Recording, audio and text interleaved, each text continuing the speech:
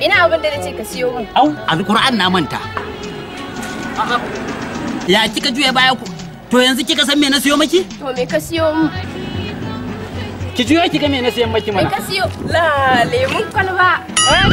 Wallahi ka.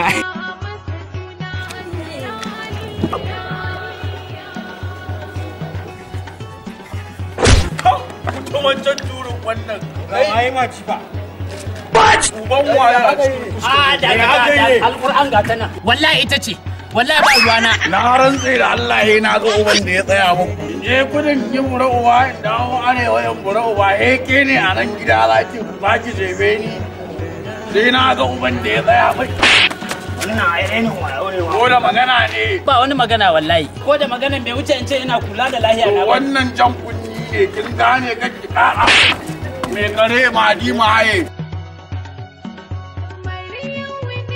wai ina zan fada ma wannan durungun wallahi kuwa ina sweetie wannan ba komai bane dan raina bai gama baci bane wallahi kuwa ya maganar soyayya Wannan rufin baki.